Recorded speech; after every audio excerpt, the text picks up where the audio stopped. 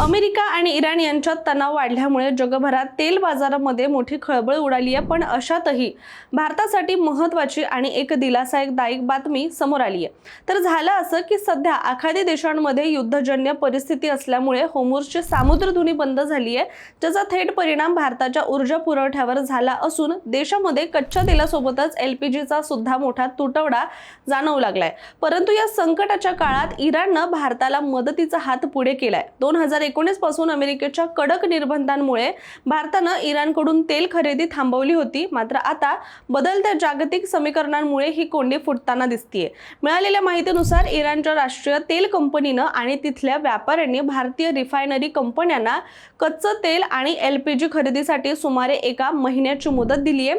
विशेष म्हणजे ट्रम्प प्रशासनानं 20 मार्च आणि 21 एप्रिल या कालावधीसाठी हे विशेष सवलत जाहीर केली आहे आणि या ऑफरनुसार इराणी तेल ICE ब्रेंटच्या तुलनेमध्ये प्रति बॅरल 6 ते 8 डॉलर प्रीमियम दरानं सुद्धा उपलब्ध होऊ शकते।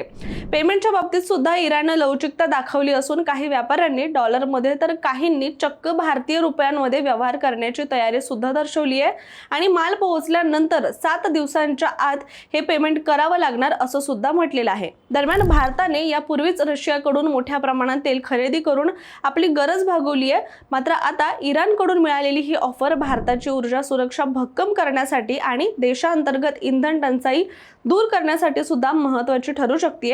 आणि जर हा व्यवहार यशस्वी झाला तर 7 वर्षांनंतर पहिल्यांदाच इराणी तेल भारतीय बंदरांवर उतरताना दिसेल, ज्यामुळे सर्वसामान्यांना महागाईतून काहीसा दिलासा मिळण्याची सुद्धा चिन्ह आहेत।